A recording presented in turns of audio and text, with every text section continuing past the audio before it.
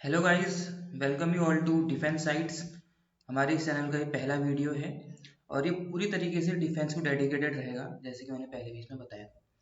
तो डिफेंस से related exams की बात करते हैं तो आपका सीडीएस का एग्जाम सबसे पहले आने वाला है, जो कि अप्रैल में है। तो इस सीडीएस के एग्जाम के लिए अगर हम बात करें तो अब केवल 2 महीने बचे हुए हैं। इन 2 महीनों में आपने, मुझे लगता है कि पढ़ना तो शुरू कर ही दिया होगा।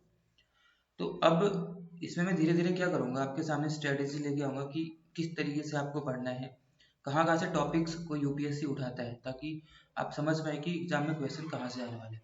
केवल हार्डवर्क करना ही बहुत सही नहीं है इसमें, क्योंकि इसमें यूपीएससी एग्जाम ले रहा है तो इसका मतलब काफ़ी स्मार्ट वर्क आपको चाहिए होता है। सबसे टफ एग्जाम इसमें जनरल नॉलेज का ही लगता है स्टूडेंट्स को। तो उसी में बताऊंगा अपने कुछ एक्सपीरियंस के आधार पे कि जैसे जैसे मैंने पहले क्लियर किए हुए हैं, तो मैं कैसे पढ़ता था और किस तरीके से मैंने इसको एनालाइज किया है कि कैसे क्वेश्चंस पूछते हैं। CDS 1 2022 के बारे में जी के स्ट्रेटेजी, ये जो टॉपिक्स मैं आपको बताऊंगा ये आपको बिल्कुल भी नहीं छोड़ना है, यहाँ से तो पढ़ के ही जाना है। उसके बाद भी कोई क्वेरी होती है आपकी, आपको अगर 1 to 1 भी जानना है तो आप इस पर मेल कर देना, मेरे को नीचे मेल आईडी है, मैं आपकी क्वेरीज को सॉल्व कर लूँगा। और जैसे भी रिक्वायरमेंट होगी 1 to 1 या ग्रुप में, कैसे ही भी मैं आपकी ज़रूर इसमें हेल्प करना करना पसंद करूँगा। शुरू करते हैं। कुछ टॉपिक्स मैंने यहाँ पे लिए हुए हैं, जैसे कि मैंने बताया ये टॉपिक्स आपको बिल्कुल भी छोड़ के नहीं जाने हैं। सबसे पहली बात, अगर आप लोग डेली करंट अफेयर्स पढ़ते हैं तो मैं आपको रिकमेंड तो ये करूँगा कि डेली करंट अफेयर्स मत ही देखो, क्योंकि उसमें टाइम वेस्ट होता है। आप वीकली करंट अफेयर्स देख सकते हो। आप डेली देखोगे तो एक घंटा आधा घंटा वेस्ट करोगे, आउटकम उतना नहीं निकलता। तो आप वीकली करंट अफेयर्स देख सकते हो, ताकि आपका टाइम भी बचे, करंट अफेयर्स भी आपके हो जाएंगे। डेली आपको क्या करना है, न्यूज़पेपर जरूर पढ़ना है, क्योंकि यूपीएससी में जितने भी क्वेश्चन आपसे पूछे जाएंगे जीके के पेपर में, हिस्ट्री, ज्योग्राफी, पॉलिटी, इकोनॉमिक्स, कुछ भी पूछा जाएगा, तो वो आपके करंट अफेयर्स या जो भी आजकल चल रहा है उससे रिलेट करके ही वो पूछेगा, एक्स्ट्रा ऑप्शन नहीं पूछने वाले। तो इसी चीज़ को पकड़ना होता है कि कौन से टॉपिक्स इंपॉर्टेंट है, कहाँ से क्वेश्चन पूछा जाएगा। तो न्यूज़पेपर इसको आपके लिए पढ़ना ही पड़ेगा। तो अगर मैं बात करूँ इंपॉर्टेंट टॉपिक्स जहाँ से इस बार अप्रैल में आपके शॉर्ट शॉर्ट क्वेश्चन आएंगे ही आएंगे, उसमें सबसे पहले मुझे लगता है कि इलेक्शन। इलेक्शन एक ऐसा टॉपिक है जहाँ से इस बार क्वेश्चन आने ही आने वाला है, क्योंकि अभी उत्तराखंड में, यूपी में, पंजाब में इलेक्शंस हैं। तो काफ़ी चर्चाओं में है, तो इलेक्शन के बारे में आपको पढ़ाई कर लेनी है कि क्या क्या है, कौन से भाग में आता है इलेक्शन, कौन से पार्ट में है संविधान के, और इसमें कौन कौन सी बातें करी गई है। 325, 326 जो एडल्ट वोट राइट्स वगैरह हैं, इन चीज़ों के बारे में बात की गई है। कौन से शेड्यूल में इलेक्शन की बात की गई है, सबसे पहले इलेक्शन कब शुरू हुआ था हमारे देश में। तो इलेक्शन वाले हिस्से को जरूर पढ़ लेना है डीप में जाकर। यहाँ से क्वेश्चन जरूर आएगा इस बार, ऐसा हो ही नहीं सकता कि इलेक्शन से क्वेश्चन ना आए। ठीक है, तो इसके बारे में जरूर पढ़ना। पॉलिटिकल पार्टीज को वैलिडेशन कौन देता है, किस तरीके से दिया जाता है, चीफ इलेक्शन कमिश्नर अभी कौन है, किस तरीके से नियुक्त होते हैं, कितने होते हैं इलेक्शन कमिश्नर, इलेक्शन कमीशन के बारे में आपको इटसेल्फ ये सब कुछ पढ़ना पड़ेगा। यहाँ से क्वेश्चन आप लोग उम्मीद करो कि आएगा ही आएगा। तो सबसे पहला इंपॉर्टेंट टॉपिक जो आपको नहीं छोड़ना है इस बार के लिए जीके में, वो है इलेक्शन।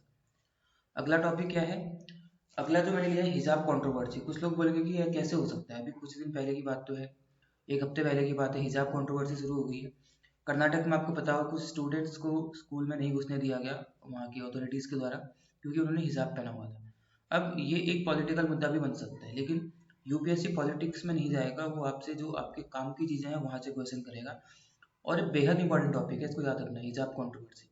क्वेश्चन आने की उम्मीदें बढ़ जाती है। हिजाब कंट्रोवर्सी से कैसे क्वेश्चन आएगा कि जिस तरीके से उन गर्ल्स को, स्टूडेंट्स को वहाँ पे मना किया गया, तो उनकी किसी न किसी राइट का उल्लंघन वहाँ पे किया गया है।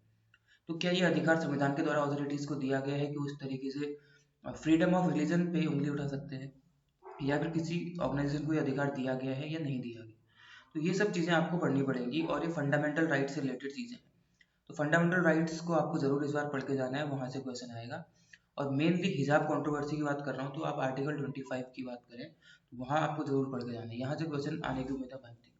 अभी पेपर बन रहा होगा, आजकल फरवरी मंथ है, मतलब अभी एनालाइज कर रहे होंगे, मार्च में पेपर बन जाएगा, तो मार्च से क्वेश्चन नहीं आएगा लेकिन फरवरी से आ सकता है। इंपॉर्टेंट है हिजाब कंट्रोवर्सी, फंडामेंटल राइट्स वगैरह जरूर पढ़ के जाना है, यहाँ से क्वेश्चन आएगा ही आएगा। अगला जो तीसरा इंपॉर्टेंट है, इकोनॉमिक सर्वे और बजट। 31 जनवरी को इकोनॉमिक सर्वे रिलीज हुआ और 1 फरवरी को बजट रिलीज किया गया। तो इस कभी की भी बात देखो, जो एग्ज़ाम हमारा सीडीएस का पहला एग्ज़ाम होता है, उसमें यहाँ से क्वेश्चन बनते ही बनते हैं। यहाँ कम से कम 5 से 6 क्वेश्चन आपको देखने को मिलेंगे आपके पेपर के लास्ट के 3 या 4 पेजेस में। यहीं से क्वेश्चन आएगा। इकोनॉमिक सर्वे और बजट को आपको पढ़ लेना। अब ये बहुत बड़े डॉक्यूमेंट्स होते हैं, इतना पढ़ना आपके लिए पॉसिबल नहीं है, तो आप कहीं से भी मदद ले सकते हैं इनकी, वरना इसके लिए वीडियो बना दूंगा जहाँ पे मेन पॉइंट्स होते हैं इकोनॉमिक सर्वे बजट के, कि किस बजट में किस मिनिस्ट्री को कितना एलोकेट किया गया, कहाँ पे ध्यान दिया गया, किस क्षेत्र में किस सेक्टर में ज़्यादा ध्यान दे रहे हैं, ये वो सो। तो ये सारी चीज़ें पढ़नी पड़ेंगी बजट के लिए, सेम इकोनॉमिक सर्वे के लिए बहुत इंपॉर्टेंट है। 5 से 6 क्वेश्चन गारंटीड है कि इस टॉपिक से आएंगे ही आएंगे, तो ये छोड़ के नहीं जाना है। आगे बढ़ते हैं, इसके लिए वीडियो में बनाऊंगा, अभी तो मैं केवल आपको टॉपिक्स बता रहा हूँ, इन पे किस तरीके से क्वेश्चन आएंगे, क्या क्या क्वेश्चन पूछ सकते हैं, वो धीरे धीरे हम करते रहेंगे। अगला है ओलंपिक। ओलंपिक में नीरज चोपड़ा हमारे गोल्ड मेडल लेके आए थे जैवलिन थ्रो में।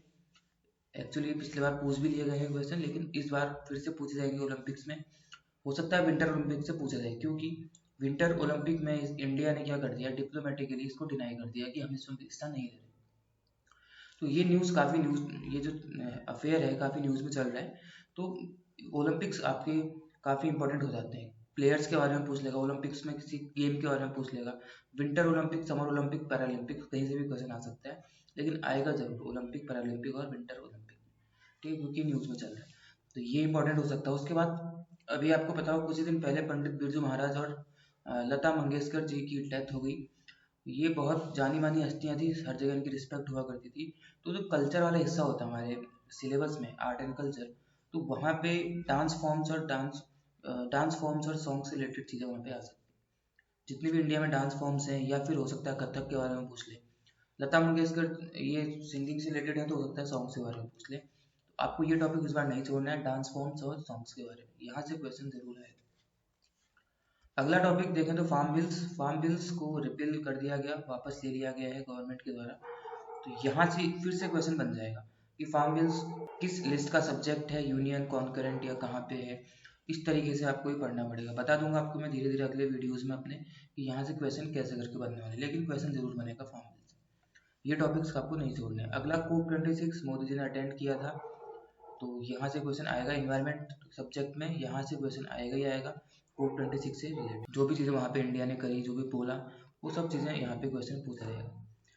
फिर एक महत्वपूर्ण मुद्दा है PM security breach. PM security breach अभी हुआ था जब PM मोदी जा रहे थे रैली एड्रेस करने के लिए पंजाब में, तो वहाँ पे फ्लाईओवर पे उनको रोक लिया गया था। तो ये एक बहुत बड़ा मुद्दा है, इसमें NSG सिक्योरिटी गार्ड से रिलेटेड चीज़ें पूछी जा सकती हैं, या इनका गठन कब हुआ, और हमारे जो पहले के प्राइम मिनिस्टर जैसे राजीव गांधी, इंदिरा गांधी, इनकी हत्या कब हुई।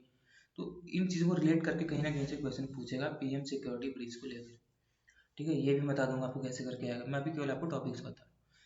और DPSP से क्वेश्चन इस बार आने के चांसेस बढ़ जाते हैं। क्यों? क्योंकि पिछले साल आपको याद होगा कि हरियाणा गवर्नमेंट ने एक निर्णय लिया था कि 75% जॉब्स केवल वहाँ के जो हरियाणा के ही हैं केवल उनके लिए ही रिजर्व करी जाएंगी। 4 में से 3 वैकेंसी जो होंगी वो हरियाणा के लोग ही फिल करेंगे। तो इस पे अभी हाई कोर्ट ने इंटरिम स्टे लगा दिया है, तो अब ये न्यूज़ में फिर से आ गया। तो इसीलिए राइट टू वर्क को लेकर के वहाँ पे क्वेश्चन पूछे जा सकते हैं, ठीक है। और हाई कोर्ट से रिलेटेड चीज़ें भी यहाँ पे पूछी जा सकती हैं, उसके पावर से या फिर किसी भी चीज़ से, कोर्ट से रिलेटेड बेसिकली। और DPSP से क्वेश्चन आ सकता है, क्योंकि ये जब भी चर्चाओं में फिर से आ गया। तो ये है। और लास्ट में अगर मैं बात करूँ तो बांग्लादेश, पाकिस्तान, इंडिया, इन तीनों में से के रिलेशन के बारे में क्वेश्चन आपसे ज़रूर आएगा। इंपोर्ट एक्सपोर्ट के बारे में आ जाएगा, या फिर कहीं ना कहीं से कुछ फाइनेंशियल रिलेशन ढूंढ लेगा, एडमिनिस्ट्रेटिव रिलेशन ढूंढ लेगा, या फिर कुछ ना कुछ क्वेश्चन बांग्लादेश, पाकिस्तान, इंडिया से आएगा, क्योंकि हम लोग आज़ादी का अमृत महोत्सव मना रहे हैं और अभी अभी हमने गणतंत्र दिवस भी मनाया है, और तो ये सब चीज़ें हैं। तो इस बार यहाँ से क्वेश्चन आने की उम्मीदें बढ़ जाती है। तो यहाँ से क्वेश्चन जरूर आएंगे। तो ये कुछ टॉपिक्स मैंने लिखे हैं, ये सारे टॉपिक्स नहीं है, कुछ टॉपिक्स हैं जहाँ पे आपको छोड़ना नहीं है, पढ़ के जाना है, क्वेश्चन यहाँ से जरूर बनेगा। ये मैं अपने एक्सपीरियंस के आधार पर बता रहा हूँ, जिस तरीके से मैंने पढ़ाई करी, जैसे मैंने पहले क्लियर किए हुए हैं, मैं ऐसे ही पढ़ता था, तो वैसे ही मैं आपको बता रहा हूँ कि न्यूज़पेपर डेली पढ़ो, वहाँ पे ऐसे टॉपिक्स आपको डेली डेली मिलते हैं। UPSC यहीं से लिंक करके या कनेक्ट करके आपसे क्वेश्चन पूछता है, कुछ ज़्यादा फालतू पुराना इधर उधर का नहीं पूछता। तो उम्मीद करता हूँ कि आपको ज़रूर हेल्प करेगा। कोई भी आपकी क्वेरीज होती हैं तो आप इस email ID में लिख के भेज सकते हैं, मैं 1 to 1 भी उसको सॉल्व करने का ट्राई करूँगा। डिफरेंट सब्जेक्ट की स्ट्रेटेजीज आपके सामने में फिर से लेके आता रहूँगा। तब तक अपनी तैयारी को बनाए रखिए। आप सभी को all the very best for upcoming exam. उम्मीद करते हैं कि आप पहला फेज पास करेंगे और सेकंड फेज के लिए हमें आपको गाइड करने का मौका मिलेगा। Thank you.